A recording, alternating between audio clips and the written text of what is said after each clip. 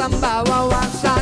Warung pengkolan, warung pengkolan, warung pengkolan, warung pengkolan.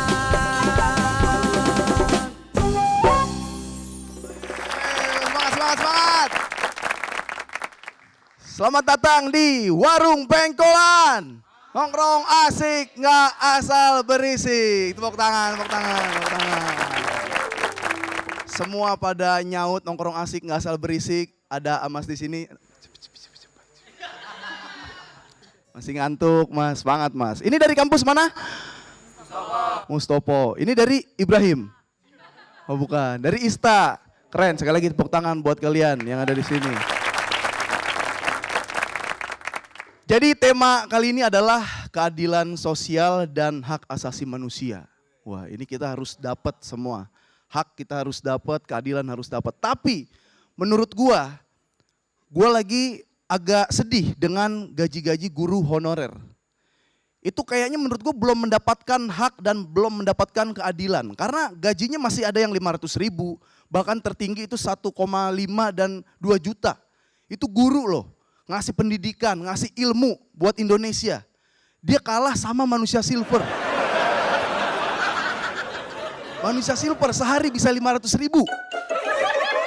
Iya 500.000, itu kalau tekun, dia kalau kerjanya tekun sebulan bisa 15 juta sampai 20 juta. Bener, yang gue takutin adalah guru-guru honorer ntar iri sama manusia silver.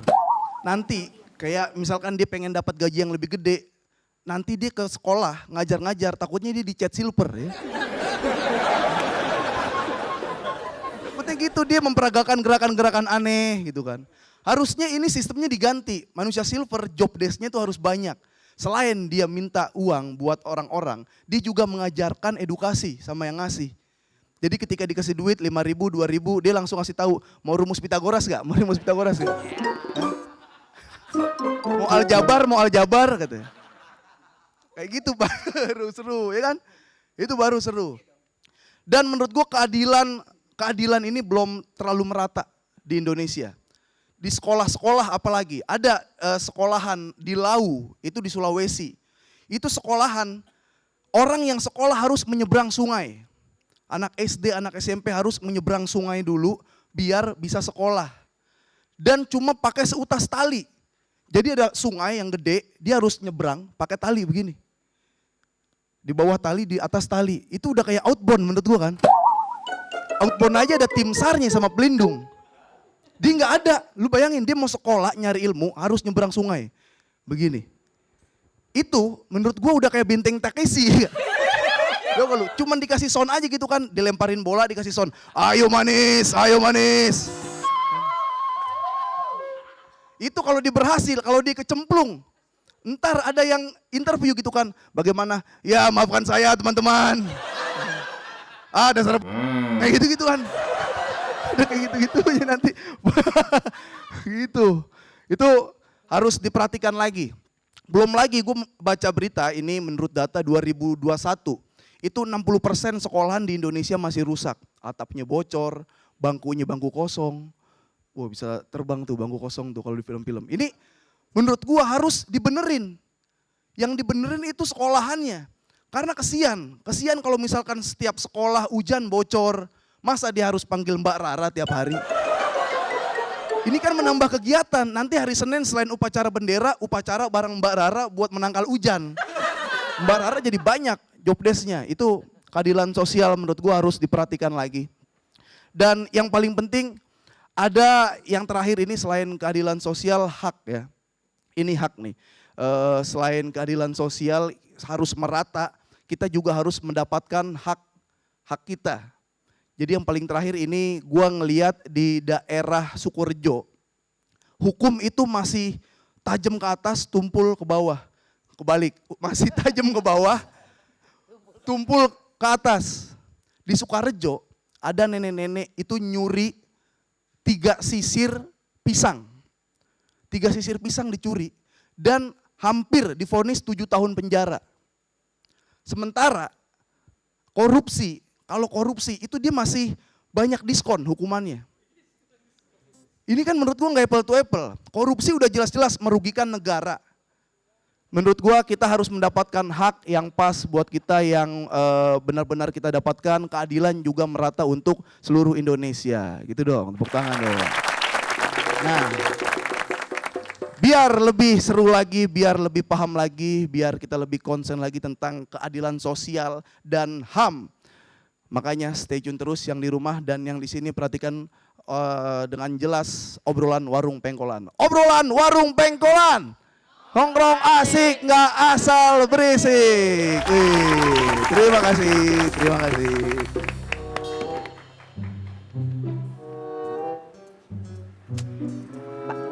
Pak Koyo, Ya. berasa Doraemon ya? Pak Koyo, Iya Bu. kok malah ngelamun nanti kesambet Pak Koyo? Iya Ini Bu. warung emang lagi sepi, tapi jangan ngelamun. Kenapa sih ngelamun? Apa sih ngelamun jorok? Enggak Bu, saya kan lagi bingung nih. Saya kan punya keponakan perempuan. Pengen kuliahnya jauh dari luar kota. Ya terus kenapa ya nggak apa-apa dong Pak? Enggak kan saya kan bingung, masalah kan dia kan perempuan. Kalau perempuan kan nanti kan ujung-ujungnya jadi ibu rumah tangga juga walaupun kuliah jauh-jauh. Nggak gitu juga dong Pak Koyo ya.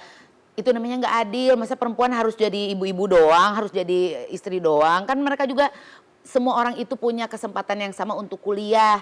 Nggak cuma berdasarkan gender dan juga Iya. status sosial. Iya enggak, masalahnya kan Bu, di kampung saya kan biasanya kan gitu Bu. Kalau kuliah jauh-jauh nih, tahu ujung-ujungnya jadi ibu rumah tangga gitu. Takut juga ada apa-apa kali di Iya, sana ya. saya khawatir juga namanya keluarga perempuan itu Iya, kan. iya. Saya ngerti, itu benar juga sih Pak Koyo. Iya. Cuman kan dia sudah dewasa.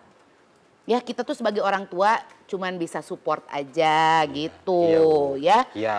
Jangan sampai ya gara-garanya kita malah membatasi mereka untuk bisa kuliah gitu. Gara-gara mereka itu adalah seorang perempuan. Iya, Bu. Nggak gitu Pak Koyo ya? Iya, Ibu. Makasih banyak nasihatnya ya. Iya nggak apa-apa. Ya pokoknya Waalaikumsalam. Aduh Akbar udah lama gak kesini. Ya Teh, mohon maaf. Iya. Kebetulan hari-hari ini nganggur saya. Loh, kalau nganggur mestinya datang ke sini dong. Saya buat temen. Ini saya tunjukin yang katanya lagi viral. Ini warung Hidden Gem itu. Iya. Iya, nanti dicobain deh. Saking hiddennya banyak orang nggak tahu. Iya. Ini Pak. Erasmus Napitupulu. Wih. Napitupulu ribu ya? Nggak nyampe. Silakan. Iya, Pak Erasmus ini dari. ICJR, Institute for Criminal Justice Reform. Aduh, ini pas Silakan, banget silakan. nih Pak Eras ada di sini. Ya, Pak Eras ya. mau minum apa? Ini aja air putih. Air putih. Ini kan dari Batak. Oh iya. Oh iya. Batak kan? Pakai lapo ini. Lapo. Ya. Oh, ini beda ini. Tadi tuh saya lagi ngobrolin sama Pak Koyo nih soal keadilan, kesetaraan gitu sama ini sama hak manusia gitu. Abis kan kadang-kadang perempuan sama laki-laki itu suka dibeda-bedain gitu Benar. Pak. Ya padahal nggak usah dibeda-bedain, jelas-jelas nggak Udah beda kan? sebetulnya Iya. kan. Ya pokoknya sekarang mah yang namanya ketidakadilan dan kesenjangan tuh di mana-mana. Iya masih ada gitu. Kalau menurut Pak Mas, saya manggilnya Mas. Eras. Mas Eras nih. Eras. Hal-hal apa, poin-poin apa yang masih menjadi PR atau permasalahan di Sering terjadi ya? sering terjadi sekarang ini? Soal keadilan sosial. Iya. Ya. Jadi kalau kita bicara keadilan sosial itu kan ada di konstitusi kita, di Ya. Undang-Undang Dasar 45 ada. Ya. Pancasila begitu ya, salah satu sila juga bicara tentang keadilan Ya. sosial. Nah, kalau kita tafsir dan melihat perkembangan perdebatan dulu nih para pendiri bangsa kita, keadilan sosial ini kan bicara soal satu pemerataan kesejahteraan, ekonomi, bahkan sudah ada di dalam konstitusi kita pasal 33 begitu ya yang mengatakan seluruh kekayaan kita lah harusnya dikelola oleh negara, Betul. diberikan sebesar-besarnya untuk kemakmuran kemakmuran rakyat. rakyat. Jadi Iya, betul. keadilan sosial itu bicara tentang bagaimana negara kita mengelola kekayaan kita, kekayaan alam kita, mengelola kemampuan bangsa kita, lalu untuk kemudiannya sebesar-besarnya diberikan kembali ke masyarakat. Jadi kalau ngomong kesejahteraan, kita harus bicara tentang pengelolaan negara, kita harus bicara tentang kebijakan pemerintah yang adil, Iya. kita juga harus bicara tentang tidak hanya soal kemakmuran, tapi juga ketimpangannya, Mas Iya, Akbar, betul. Teh. Jadi ketimpangan juga harus kecil. Angka kemiskinan kita masih di angka 9-10%, itu cukup Masih besar. tinggi Tinggi. ya? Untuk 270 juta, ada 27 juta orang miskin itu tinggi. Nah, tapi yang paling berbahaya dari angka kemiskinan itu sebetulnya bukan jumlah kemiskinannya, itu mah gampang lah. Iya. Kita bisa turunkan angka kemiskinan, diperbesar gampang, tinggal kasih indikatornya beda-beda, udah berubah kan. Iya. Nah, yang susah yang harus diperhatikan itu ketimpangannya. Jadi Jadi jangan sampai ketimpang tiur gitu kan ya. Ketimpangan. Jadi Bang, nih. makasih banyak. Ini asli nih kayaknya Putih. Jadi 3 orang terkaya, 4 orang terkaya di Asia Tenggara itu datang dari Indonesia. Tapi jumlah orang miskin Indonesia itu terbesar salah satunya. Karena jumlah penduduk kita juga Iya, besar. betul. Angka ketimpangan kita ada di angka 3,8, di angka 0,4. Itu rasio yang cukup besar sebenarnya untuk jumlah penduduk kita. Jadi masih banyak lah tadi kesejahteraan. Saya nguping di belakang tadi soal pendidikan perempuan, perkawinan anak masih Ya, tinggi iya, betul. angkanya di Indonesia begitu ya. Jadi kalau mau menyelesaikan stunting misalnya, ya harus dimulai dari ibu yang sehat. Ya. Gimana ibunya sehat kalau masih remaja sudah dikawinkan, sudah dinikahkan, ya anaknya nanti kurang gizi jadinya stunting dan lain-lain. Agak gedean baru kita kasih susu sama makanan gitu. Jadi ada bertahap ya. Tapi Bertahap. memang benar yang disampaikan oleh Mas Eras tadi, bahwasanya Ya. dalam pasal 33 itu disebutkan bumi Ya, dan air dan segala isinya. kekayaan dikelola oleh Sebesarnya negara dikelola untuk sebesar-besarnya masalahnya yang kemakmuran. jadi PR di situ nggak disebutkan negara mana yang mengelola. Iya, Cuman- iya, Iya, iya. ternyata Wakanda kan repot Iya, ya. ternyata hanya disebutkan dikelola oleh negara. Benar, Nah, mana benar. negara mana yang Iya, benar. Fungsinya jelas banget ya di negara sana. Indonesia gitu kan? Aduh, ya. ini kayaknya kalau ngomongin tadi ketidakadilan, terus juga kesetaraan, kayaknya akan panjang nih. ya. Panjang karena Ma- memang yang namanya adil di Indonesia ini masih belum apa ya? Masih belum merata lah ya. Iya. Masih belum merata. Masih Jangankan abu-abu adil lah. ya. Jangankan adil. Adul aja. Sekarang masih rendah. jadi itulah ya. Makanya jangan istilahnya. kemana-mana, Ya. tetap di warung pengkolan. Nongkrong asik, gak Asal asal berisik. Warung pengkolan Warung pengkolan banyak info tambah wawasan.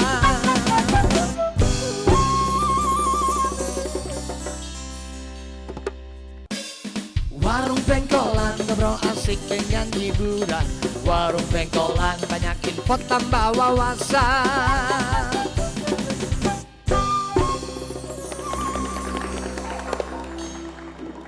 Terima kasih masih bersama kami di Warung Pengkolan TVRI. Nongkrong asik, gak Ya, asal berisik. Nah, berbicara mengenai adil, keadilan tidak lepas yang namanya dari yang namanya hukum ya. Orang memang kadang Indonesia itu ada sebuah istilah yang mengatakan bahwasanya semua orang sama di mata hukum. Ya. Tapi permasalahannya kadang tidak sama di mata hakim. Nah, ini yang jadi masalah gitu Benar, seperti benar, itu. benar. Nah, berkaitan banyak orang yang tidak menerima keadilan. Ya. Ini saran ya atau apa yang bisa disampaikan oleh Mas Eras untuk masyarakat yang selama ini tidak mendapatkan keadilan. Langkah-langkah konkret apa? harus gimana? Harus gitu. gimana yang bisa dilakukan oleh masyarakat? Ya, nah ini menarik nih. Ada 2 jawabannya sebetulnya. Jawaban pertama jelas kalau hanya masyarakat yang melakukan ini agak susah. Iya. Karena tentu keadilan itu kan sistemnya. Iya. Dan sistem itu dijalankan oleh pihak yang punya kekuasaan. Dan yang punya kekuasaan ini pemerintah dalam hal ini. Pemerintah kalau bikin undang-undangnya DPR dan pemerintah, yang jadi hakim tadi, yang jadi jaksa itu juga bagian dari negara, begitu ya, jaksa polisinya juga pemerintah. Apa yang bisa dilakukan oleh masyarakat? Dalam banyak konstelasi soal hukum, masyarakat itu kan sebetulnya dia selain memberikan haknya untuk diatur, Iya. dia juga bisa jadi penyeimbang. Masyarakat sipil seperti kita ini kan Iya. bersuara ya, Iya, makanya betul. kebebasan berekspresi berpendapat itu harus dijamin. Iya. Kalau kita baca ICCPR itu konvenan hak sipil dan politik nih, rekan-rekan ya. Jadi kalau bicara tentang kebebasan berekspresi berpendapat, dia itu nempel dengan hak atas informasi. Kenapa dia nempel hak atas informasi? Karena kalau pemerintahnya terbuka, maka informasi mudah didapatkan. Betul. Kalau pemerintahnya transparan, akuntabel, sistemnya berjalan dengan baik. Tugas kita sebagai masyarakat mengingatkan pemerintah. Orang berpikir bahwa, wah nanti kalau yang korup pejabat kan ya udah pejabat aja dihukum KPK selesai. Indeks persepsi korupsi kita itu turun. Dari 38 sekarang jadi 34, turun 4 poin. Itu terburuk sejak tahun 1998 sampai dengan 2021. Bahayanya korupsi apa? Kalau korupsi yang dikorupsi misalnya adalah korupsi untuk bantuan sosial. Masyarakat miskin nggak dapat apa-apa. Akhirnya apa? Terjadi kemiskinan. Stunting lagi balik-balik. Kita nggak bisa dapat kesejahteraan. Yang dikorupsi dana pendidikan. Kita nggak bisa sekolah, rekan-rekan mahasiswa nggak bisa dapat pendidikan yang murah dan terjangkau. Akhirnya apa? Kita dapat pendidikan yang buruk, kita nggak bisa mendapatkan pendidikan yang baik. Pak Jokowi kemarin kaget. Karena rasio pendidikan masyarakat Indonesia yang S2 S3 di bawah Vietnam. Kenapa? Karena anggarannya bisa jadi dikorupsi, tidak sampai ke masyarakat, bikin program bagus ternyata ada yang korupsi, programnya mandek. Nah, ngomong soal keadilan, tadi hukum ya, kebetulan saya juga punya kenalan. Siapa? Ntar saya jemput dulu, katanya sih udah ada di... Dia yang suruh jemput aja teh. Nah, ini Muhammad Isnur. Pak. Sering ketemu. Mohon maaf nih. Dia ini Ketua Umum Yayasan Lembaga Bantuan Hukum Indonesia. Iya. Sama-sama SH. Saya sarjana hiburan tapi susah hidup. Itu. Mau minum apa? Sampai tas-tas aja dibawa. Iya, bener. Nggak percaya main di luar. Abis sidang. Habis sidang. Abis acara Pati dituntut. Iya. Mau minum apa? Kopi hitam tanpa gula. Kopi hitam tanpa gula. Karena kita biasa merasakan pahitnya kehidupan. Iya. Mangga silakan duduk. Ini Silakan. gerah. Teh Tike boleh buka jas ini? Boleh dong. Apalagi panas ya. Iya. Ini kita lagi ngomongin soal keadilan sosial sama hak asasi manusia. Nih kebetulan Kang Isnur ada di sini. USA dia, orang Sunda asli. Kok orang Sunda asli? Iya, bukan orang bule. Tapi bahasa namanya juga bule loh. Iya benar. Iya kan? Apa tuh? Apa? Muhammad Campuran. adalah cahaya. Karena Isnur. ya, kayak adat Tiada. ya. Betul. Tapi ini Kang Isnur, ini kalau kita tadi sempat ngomongin soal hukum gitu kan. Nah kalau hukum di Indonesia itu memperlakukan kelompok-kelompok yang rentan misalnya yang kaum miskin, terus juga yang minoritas itu dalam konteks keadilan sosial itu seperti gimana sih? Jadi saya tertarik tuh, ada tulisan di situ tuh. Mana? Abis makan lupa bayar. Biasanya kalau di kita itu abis naik jabatan lupa janji. Iya. Jadi ya kan ada banyak janji teh, Bang Akbar di undang-undang kita. Iya. Ya kan misalnya gini, kita kan sering upacara Senin ya. Iya. Senin. Pagi. Pagi. Kan ada kata-kata tuh, kemanusiaan, keadilan. Iya. Jadi kata keadilan teh, kalau kita baca teks pembukaan UUD 45 itu disebut paling banyak 4 kali. Jadi kata terbanyak. Tapi kita nggak pernah memahami apa arti keadilan gitu.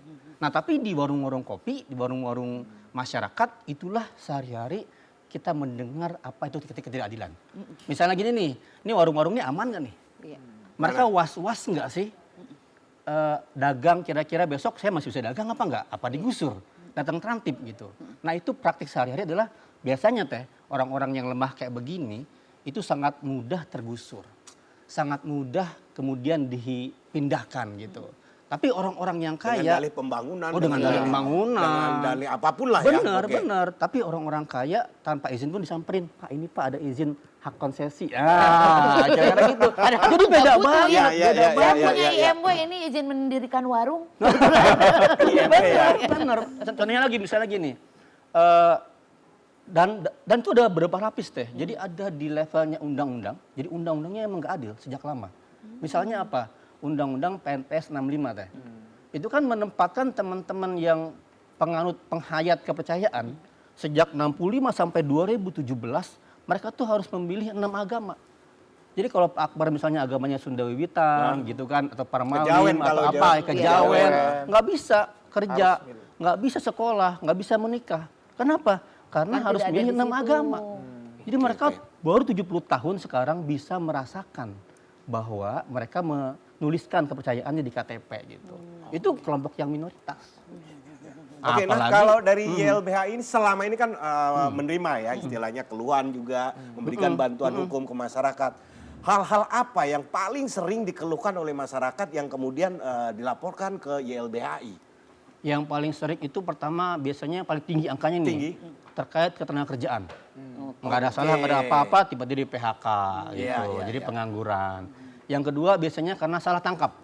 Banyak tuh, ada pengamen Cipulir, pernah dengar nggak pengamen Cipulir tuh? Oke. Mereka nolong, ada orang tergeletak, temennya, mereka nolongin nih, dikasih air, dilaporin ke polisi, mereka jadi tersangka. Iya, Gitu, ngeri banget. Iya, iya, Dan iya. mereka menang, diputus bebas gitu. Yang ketiga biasanya adalah isunya terkait hak tanah, agraria, Ya. penggusuran.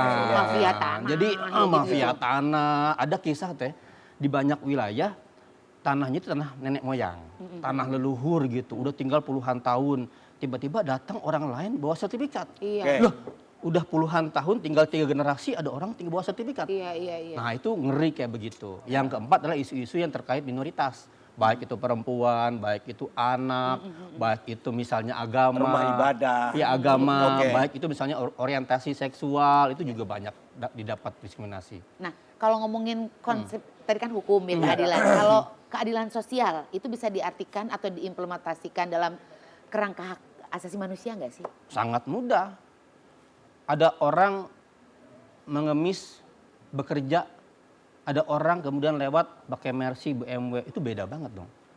Padahal sama-sama warga negara nggak? Iya. Haknya sama nggak? Sama. Tapi kok beda posisi? Nah, kira-kira gitu. Ada orang yang kemudian satunya misalnya ya makan sehari 3 kali di restoran mewah bisa menghabiskan 1 juta. Ada orang yang sehari juga nggak makan. Ada orang yang tinggal di tempat-tempat elit, rumahnya gedong gitu ya, apa rich sultan apa segala. Ada orang yang nggak punya rumah. Iya. Tinggal dipetakan, petakannya tinggal 3 keluarga 1 rumah. Itu banyak deh ceritanya. Nah itu contoh sebenarnya di mana kita negara belum sanggup menghadirkan keadilan. Iya. Gitu. Iya. Mungkin dari Mas Eras ada yang mau ditambahkan? Ya, semuanya kan saling berhubungan ya, Teh, Mas Akbar. Tadi yang disampaikan Bang Isnur kan semuanya saling berhubungan. Jadi melihat satu isu dengan isu lain itu nggak bisa dipisah. Jadi kita misalnya karena kita pengusaha gitu ya, ini yang didengar pengusaha, yang penting saya bayar, izin saya keluar, yang penting saya beres. Dia lupa yang dia bayarkan hari itu pejabatnya jadi korup. Pejabat korup, nanti anak Anda mau punya urusan lain harus bayar. Sampai Anda tua, Anda akan bayar terus gitu ya. Yang salah tangkap sama polisi, yang salah ditembak gas air mata sama polisi itu kan orang Jawa Timur. Saya kan orang Jawa Barat, nggak ada urusannya. Polisi yang sama, oknum yang sama, itu bisa jadi wataknya ada di mana-mana. Kalau kita nggak beresin yang di Jawa Timur tadi, kita bisa jadi bertemu dengan kondisi yang sama di Jawa Barat. Jadi ini satu sama lain saling berkaitan, dan kalau orang bilang kita ini ada di kapal yang sama dalam badai yang sama, enggak, kita bisa jadi badainya sama, kapalnya beda-beda. Ada yang pakai Kira-kira gini, kita naik pesawat, kita sama-sama warga negara nih. Yang satu duduknya di kelas bisnis, eksekutif, kita di pojokan gitu. Kita di belakang. Iya, semua dikasih makan, kita nggak dikasih makan. Kan kita cemburu dong sedih. Tahu kalau yang depan makan. betul. Cuma Itu dikasih bisa tahu. dibagi. Nah, sebenarnya itulah perbedaan perlakuan ke warga negara, ke manusia gitu. Oke, tapi dari dua kesimpulan, dua Pendapat pembicaraan ada. narsum kita ini yang begitu detail mengungkapkan banyak problem yang masih dialami, yang dihadapi oleh bangsa Indonesia. Jadi pesan kita adalah pandai-pandailah nanti mencari pemimpin. Karena permasalahan negara Indonesia itu tidak semudah yang diomongkan. Iya, betul. Pandai-pandai aja mengkritik. Iya. Salah kritik masuk penjara. Pokoknya emang kita berdoa aja suatu saat nanti keadilan semua bisa pakai Mercy. Ya. Nah, makin seru aja obrolannya, makanya jangan kemana-mana, tetap di Warung Pengkolan TVRI. Nongkrong asik, gak asal berisik. Warung pengkolan ngobrol asik dengan hiburan. Warung pengkolan banyak info tambah wawasan.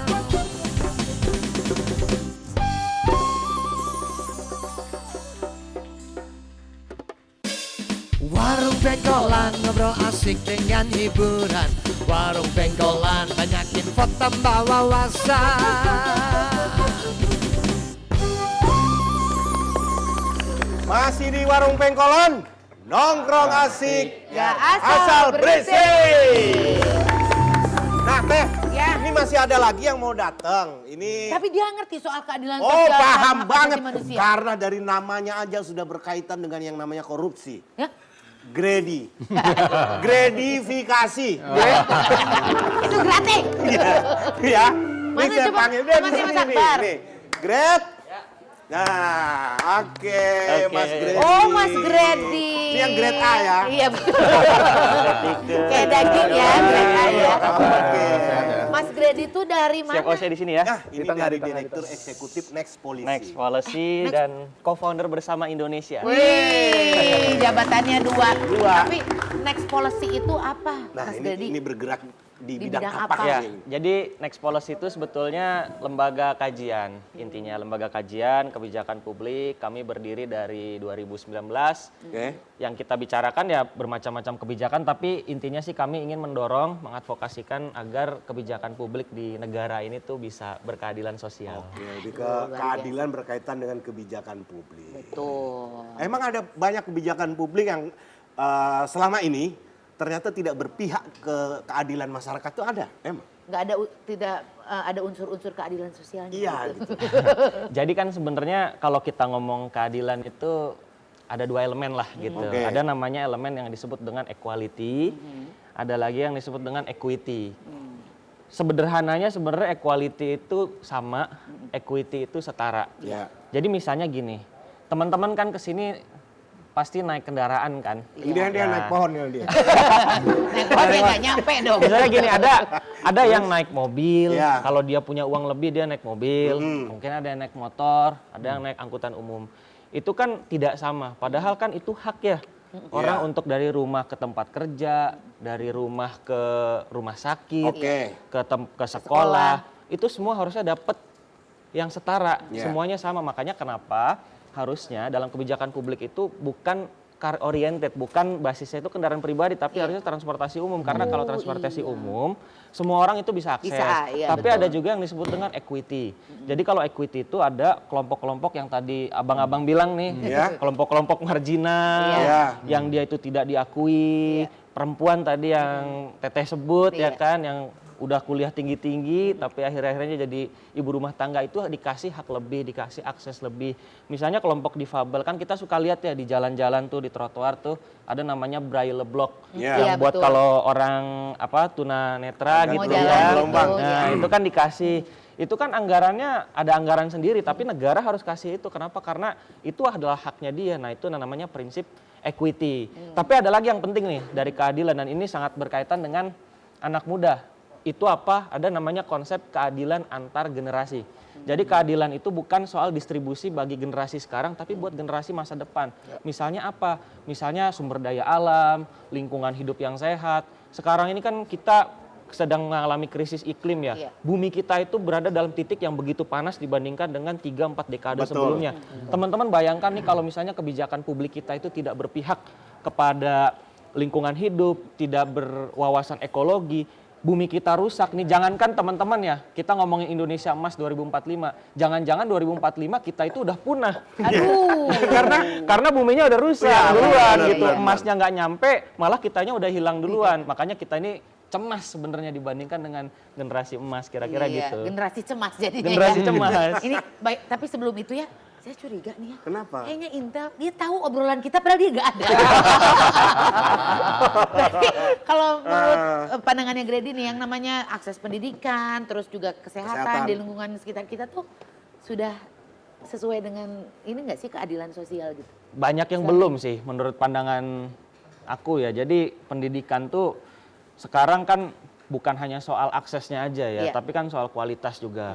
Kalau kita bicara kualitas itu kan, wah kita coba bandingkan deh sekolah misalnya di Jakarta, Iya. misalnya dengan di Indonesia Timur itu kan orang udah ngelihat, wah ini kualitasnya berbeda. Padahal kalau tadi mau balik lagi ke equality itu, pendidikan yang harusnya siapapun gitu ya, apapun status sosialnya kan dia harusnya berhak ya Sama, dapat iya. pendidikan yang berkualitas. Iya. Termasuk kesehatan. Iya. Kesehatan kita juga sama gitu. Kita walaupun udah ada sekarang namanya lembaganya BPJS ya, JKN atau istilahnya sekarang KIS, tapi kan itu juga belum maksimal. Misalnya teman-teman nih ya sakit, itu dia harus nunggu sampai seharian. Betul. Untuk nunggu, bahkan untuk antrian berikutnya itu bisa berhari-hari berikutnya tuh nunggunya. Teman-teman bayangkan kalau orang sakit itu kan nggak mungkin datang ke rumah sakit sendirian kan? Iya, diantar lah Pasti pasti. diantar. Nah orang yang nganter itu biasanya kan yang pakai JKN itu biasanya ya kayak ini nih, yang informal. Itu mereka kan basis pendapatannya seharian.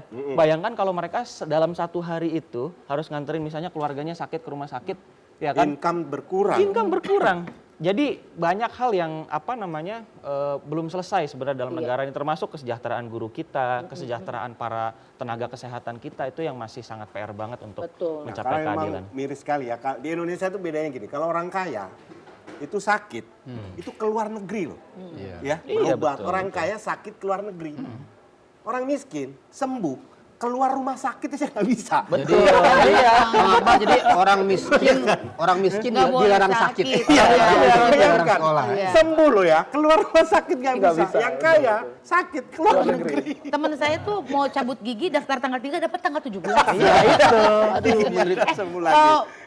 Mas Gadi mau minum apa? Minum ya, aku mau teh tawar anget. Teh ya. Oke, tawar tawar anget. Jangan ditawar ya, udah tawar nih. Nih kita ngobrol lagi mengenai ini untuk semua ya, berkaitan dengan banyaknya ketidakadilan, kemudian juga HAM, pelanggaran HAM yang ada di Indonesia yang masih banyak terjadi nih. Masyarakat ini kadang mengalami, tapi terus bingung gitu. Kemana ya gitulah lembaga-lembaga apa saja yang mungkin bisa mengakomodir masyarakat ini, misal ada keluhan, kemudian apa yang harus dilakukan, upaya-upaya yang harus dilakukan masyarakat. Jangan hanya ngomel aja di sosial media, tapi Nggak ada- bingung nggak ada karena di Indonesia penyelesaiannya. itu kebanyakan no viral, no justice. Nah, itu bagaimana mengatasi yang agar jangan sampai Harus harus viral viral dulu dulu. gitu. Bisa Iya, ya Tiga-tiganya. ada. Kalau kami kan LBH, Lembaga Iya. Bantuan Hukum, Oke. sejak tahun 70. Nah, kita mengembangkan memang bantuan hukum gratis. Jadi orang bisa datang ke kantor-kantor LBH, Oke. dan itu gratis konsultasinya. Oke. Dan negara juga sejak 2011 itu bikin undang-undang bantuan hukum. Sekarang udah ada 610 LBH se-Indonesia yang Oke. mereka didanai oleh negara. Nah, Oke. Jadi kalau emang ada butuh lawyer, butuh apa, tapi harus miskin sayangnya. Jadi kalau kayak Pak Akbar agak repot tuh, nggak Nah, bisa ini dapat berarti LBH. kan ketidakadilan Tidak juga juga. kan. Yang kaya nggak boleh. Yang kaya, orang kaya relatif loh ya. Itu bahasanya afirmatif, Pak Akbar. Iya, iya, Jadi iya. kalau orang kaya mungkin diyakini bisa membayar pengacara, kelas miskin yang memerlukan. Tapi mau kelas menengah ini yang nggak ada yang melayani. Gitu. Oke. Tapi gini seharusnya, kan kita tuh dari kecil belajar hukum ya. SD, SMP, Iya. SMA. Ini bahkan- pernah dihukum lah. Iya. Tapi pertanyaannya kok kita belajar hukum sekian banyak, PPKN atau PMP, tapi Oke. kok nggak ngerti hukum gitu. Jadi emang ada juga yang salah sih dalam pendidikan, di mana pendidikan tidak memberikan informasi yang cukup tentang hukum. Jadi orang kalau udah dipanggil polisi kayak takut banget gitu. Ya kan udah kayak runtuh dunia Iya, ini iya, gitu iya. kan. Nah itu jadi problem. Nah juga banyak orang yang saya banyak kasus ya, nggak tahu haknya teh. Iya. Jadi kayak merasa ya udahlah saya nasib aja begini, Nah. takdir miskin gitu. Padahal enggak. Itu adalah hak yang kita harus perjuangkan. Jadi saya sepakat bahwa kita perlu pemimpin atau pejabat yang baik, tapi kita juga perlu masyarakat yang paham, masyarakat yang sadar, masyarakat yang mau berjuang untuk haknya. Oke. Nah, itu. Udah Mas Era syaratnya. sama Ya, Mas Gradi. kalau saya sih melihatnya sama tadi dikatakan Bang Isnur, tapi ada tambahan sedikit soal berisik nggak apa-apa. Masyarakat kita berisik tadi ya, no viral no justice itu kan menggambarkan bagaimana ruang kanalisasi terhadap suara-suara itu nggak sampai. Iya. Tapi satu hal masyarakat ya harus tetap bersuara. Sehingga kalau masyarakatnya bersuara yang perlu diperbaiki kan dari sisi sananya. Jangan bersuara di sini dikriminalisasi. Itu bahaya. Sudahlah menyampaikan Iya. tadi Bang Isnur bilang pendidikan hukum kita harus diperbaiki. Tidak masyarakat yang hanya patuh hukum tapi juga patut hukum. Jadi dia paham bahwa hukum itu digunakan, hukum itu patut untuk kita untuk kita tunduk terhadap hukum itu. Tidak hanya soal karena dilarang kita patuh, karena disebutkan pemerintah kita akhirnya ngikut begitu saja. Tapi Tapi sesuai kritis. nggak patut nggak sama kita? Betul, apakah patut dengan kita? Nah, ruang kritis itulah yang bisa dibangun dan ruang kritis itu akan memberikan pemerintah kita catatan-catatan supaya bisa terbuka akses-aksesnya. Banyak lembaga-lembaga yang rekan-rekan bisa akses, ada Komnas HAM, LBH udah pasti dari masyarakat. Dari pemerintah dari sisi pemerintahnya ada Ombudsman, ada Komnas HAM, ada Komnas Perempuan kalau saudara-saudara kekerasan seksual atau kekerasan terhadap perempuan, dan banyak lembaga lain yang bisa dibukakan pintunya. Tapi satu lagi tadi catatan saya, jangan sampai masyarakatnya bersuara justru dipakai untuk mengkriminalisasi masyarakat itu sendiri. Itu yang Apalagi paling ada penting. undang-undang ITU ya. ITU. Kita nyebutnya aja kita udah takut ITU. ITU itu loh itu. Mas Gradi mungkin nih. Ya kalau aku sih kita ngelihatnya ini sebagai sebuah gerakan ya, artinya di Bersama Indonesia itu kan yang kami perjuangkan itu keadilan sosial ya. Jadi bagaimana keadilan sosial itu bukan hanya menjadi wacana yang selalu dibicarakan di sekolah-sekolah aja gitu ya, berhenti di Pancasila kita aja. Semua menyebut itu setiap hari Senin kalau upacara kan, keadilan sosial bagi seluruh rakyat Indonesia.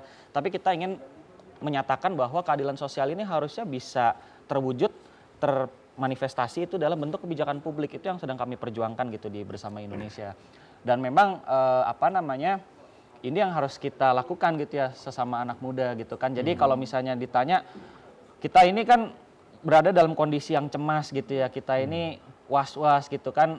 Survei mengatakan bahwa kekhawatiran paling pertama anak muda itu adalah biaya hidup, dan survei mengatakan teman-teman Gen Z itu pendapatan mereka itu di bawah 2,5 juta secara akumulatif rata-ratanya gitu ya. Jadi memang wajar banget gitu. Ini kan ada cerminan ketidakadilan di sini gitu ya, dan kita nggak boleh nih berjuang sendiri-sendiri gitu ya. Jadi saya mengajak gitu ya teman-teman semua yang muda di sini untuk kita bareng-bareng, istilahnya itu kalau bahasa itu berserikat lah gitu. Kita bangun satu organisasi yang ini tuh bisa kita gunakan untuk menuntut negara ini untuk menyediakan haknya. Jadi jangan nuntut kami itu untuk kreatif, untuk tunduk pada orang tua gitu ya. Jangan dijadikan objek. Kayaknya makin seru banget, dan ini ternyata adik-adik, ini juga banyak yang mau tanya nih sama bapak-bapak dan mas-mas di sini, kata yang lebih tahu mengenai keadilan sosial dan hak asasi manusia. Nah pemirsa, makanya jangan kemana-mana, tetap di Warung Pengkolan TVRI. Nongkrong asik, gak asal berisik. Warung Pengkolan ngobrol asik dengan hiburan. Warung Pengkolan banyak info tambah wawasan.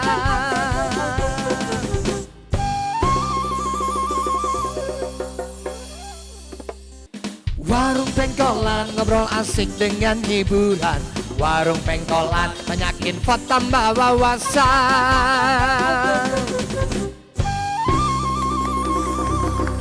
Terima kasih masih setia menyaksikan Warung Pengkolan. Nongkrong asik yang asal berisik. Nah, iya sebelum kita memberikan kesempatan buat audiens sih, saya mau nanya dulu. Nah tadi kan sudah disebutkan sih beberapa kali, tapi kalau misalnya ditanya lagi mengenai tantangan terbesar apa sih yang dihadapi oleh kita nih untuk mencapai keadilan sosial di suatu negara? Tantangannya adalah apakah elemen struktur pemerintahan atas sampai bawah itu punya paradigma yang sama.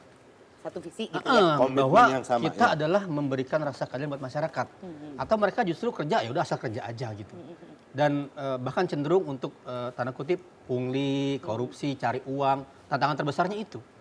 Karena menurut laporan Pak Menko Polhukam, bahkan korupsi di zaman sekarang itu lebih ngeri dibanding Orde Baru. Kalau dulu korupsi di bawah meja, sekarang di atas meja.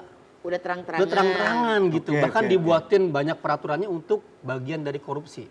Sebenarnya itu mengerikan sekali. Jadi, nah semakin tinggi korupsi semakin jauh dari keadilan. Karena orang mau menang harus nyuap, mau dapat izin harus nyuap, bertahan harus nyuap. Mau makan Iya harus nggak nyuap, bisa kan? harus nyuap juga. Iya itu ya. Kalau haus ya minum ya kan. Kira-kira itu tantangannya terbesar ya. Bagaimana Bener tadi. menghilangkan praktik-praktik seperti itu. Karena dulu kan kalau lebih dari Orde Baru, kalau dulu kan di bawah meja. Sekarang di atas meja, dan lebih parah sekarang udah mejanya udah nggak ada. Dikorupsi juga Korupsi. Kalau orang sudah punya udah punya tekad, jalan tuh ada aja. Tapi kalau dari awalnya niatnya udah nggak bagus, saya naik jabatan buat balikin modal, itu repot itu. Karena banyak pejabat tuh harusnya amanah menjadi aman Iya. Mungkin dari Mas Kalau Rasmi. akses kan kuncinya ada 3 ya. Yang pertama adalah ruangnya harus dibuka. Jadi pemerintahnya juga harus memberikan ruang itu, keadilan itu apa, tadi ya kesejahteraan. Yang kedua adalah tentu distribusinya sendiri ya. Lalu kemudian untuk bagaimana memastikan kesetaraan itu ada, tadi disampaikan ketimpangan itu kata kunci. Jadi boleh ada orang yang naik Mercy, naik BMW, tapi jangan dong ada orang yang nggak bisa makan. Oke. Boleh ada orang yang punya rumah, tapi jangan dong ada orang yang tidurnya juga susah malam ini mau di mana. Nah, siapa yang akan memfasilitasi itu? Ya kata kuncinya tadi di kebijakan. Dan yang ketiga adalah masyarakatnya sendiri.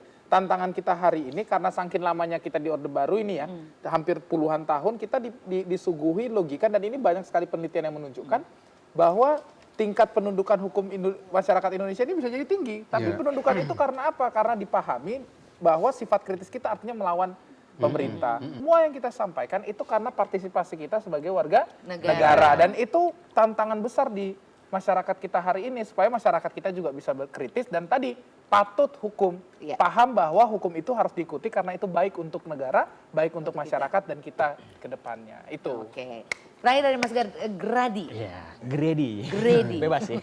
Kalau menurutku sih yang jadi tantangan terbesar yang membuat kenapa akses istilahnya kita itu pengen jadi orang yang makmur, sejahtera gitu ya, keadilan ini sebenarnya itu adalah sikap kemaruk ya dari segelintir orang di negara ini. Kalau dulu tuh setahu saya ya, itu kan pengusaha itu kan dia selalu berkongsi gitu ya dengan pengusaha gitu kan. Penguasa dan pengusaha lah gitu. Itu dua entitas yang terpisah gitu.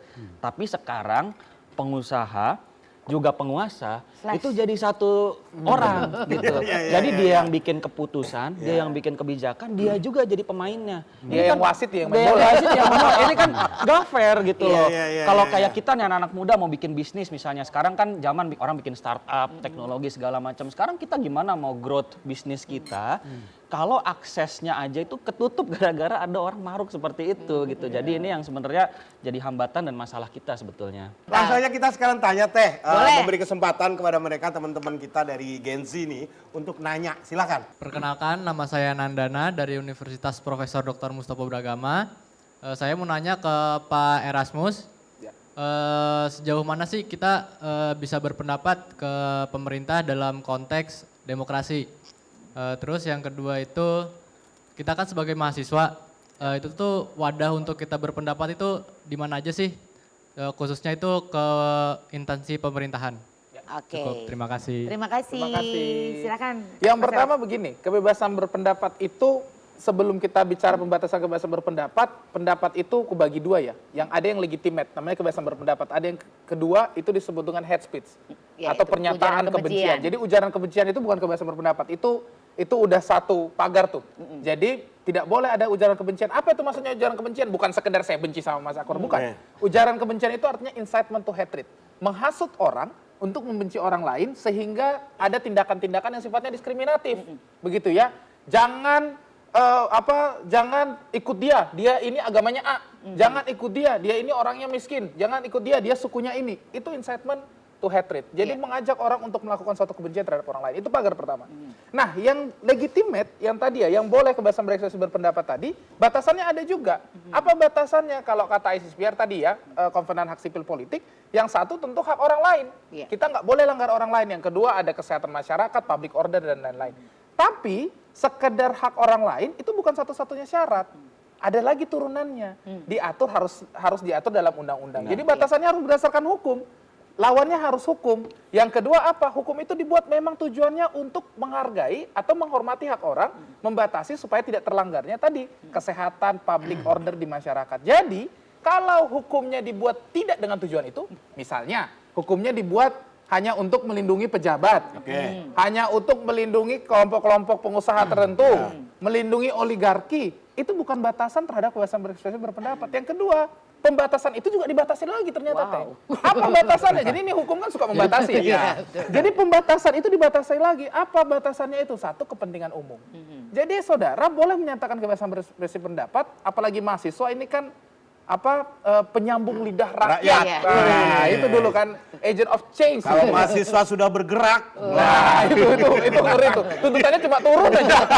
Nah, saudara-saudara boleh menyatakan pendapat itu dalam konteks apa? Tadi kepentingan umum. Jadi itu yang perlu kita perbaiki. Jadi ada Prinsip batasan-batasan. dasarnya bebas semuanya kecuali Betul. diatur oleh undang-undang yang undang-undangnya benar. Benar. Dan Gitu. tadi nggak boleh dong undang-undang dibikin untuk melindungi melindungi pejabat, oligarki dan pengusaha tertentu. Nah, yang kedua nih tadi yang menarik, apa yang bisa dilakukan mahasiswa? Apa wadahnya? Apa wadahnya? Pertama adalah mahasiswa itu selalu dianggap sebagai intelektual pemikir intelektual. Itu Soekarno tuh. Jadi pemikir pejuang pemikir. Itu mahasiswa. Jadi saudara-saudara nggak bisa cuma mikir, Anda harus berjuang. Dan nature-nya mahasiswa dimanapun di banyak penelitian penulis ahli-ahli dari zaman bahla nih sampai detik ini, kekuatan terbesarnya mahasiswa adalah organisir. Kekuatan organisir pergerakan. Karena apa? Saudara-saudara itu adalah orang-orang yang diberikan privilege untuk tidak takut dan tidak tunduk pada uang. Untuk tidak takut dan tidak tunduk pada pejabat. Belum bisa jadi pejabat karena ada syaratnya ya. Minimal 35 tahun. Benar ya? Oh, 40 ya. Tadi Anda belum bisa nih jadi pejabat. Sehingga apa yang bisa dilakukan wadahnya bagaimana tadi? Setelah Anda pemikir, riset, tulis karena Anda adalah intelektual bangsa begitu ya. Anda harus bergerak, berjuang, samperin masyarakat, jangan di ruang kelas terus. Kayak datang ke tempat Bang Isnur minta ajak ketemu sama nelayan-nelayan di utara Jakarta yang kemudian digusur rumahnya. Pergi ke selatan Jakarta yang rumah-rumah penduduk di sana digusur.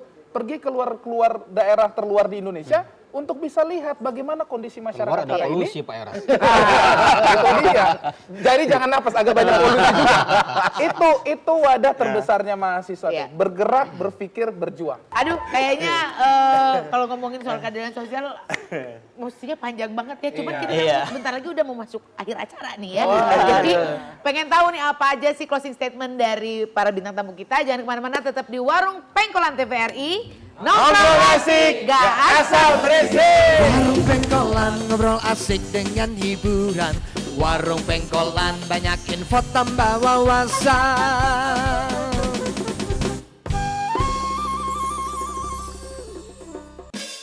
Warung Pengkolan ngobrol asik dengan hiburan. Warung Pengkolan banyak info tambah wawasan.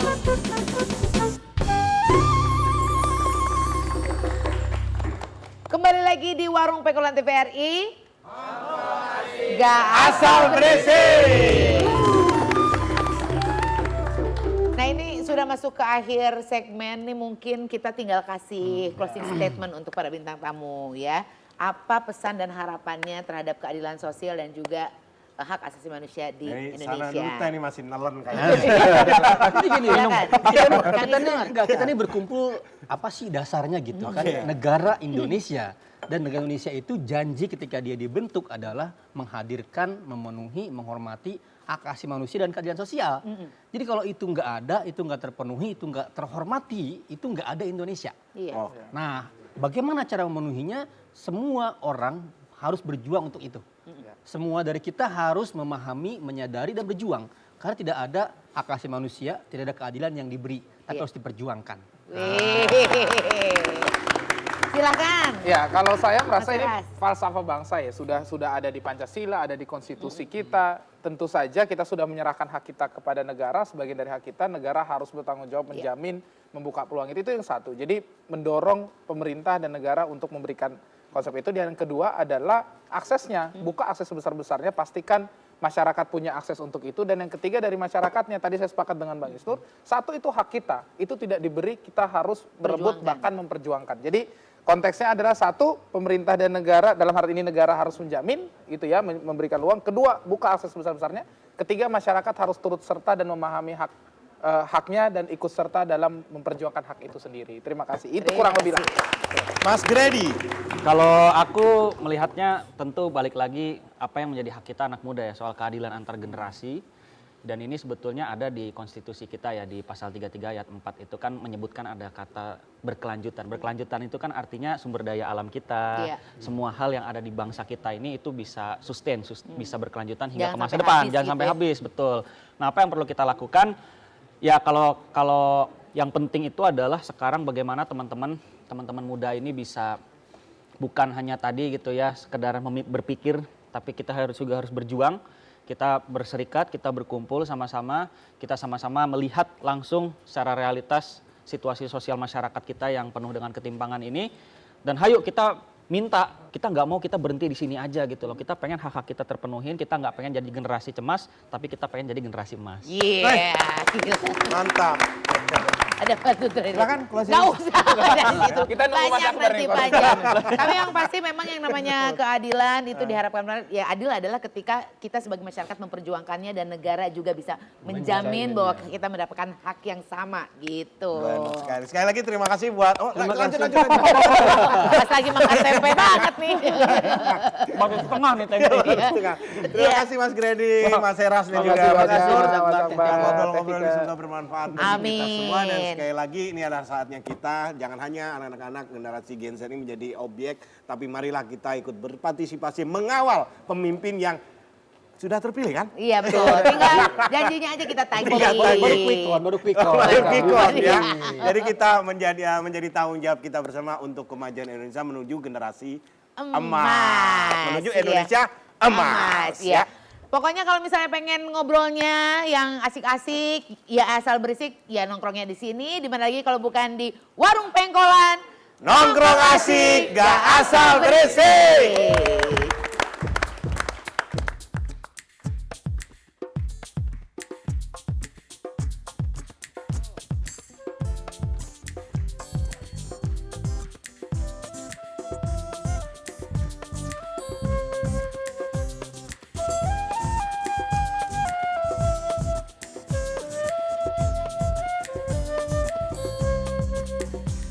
Tak ada manusia yang terlahir sempurna. Jangan kau sesali segala yang telah terjadi. Kita pasti pernah dapatkan cobaan yang berat. Seakan hidup ini tak ada artinya lagi. Syukuri apa yang ada. Hidup adalah anugerah. Tetap jalani hidup ini, melakukan yang terbaik.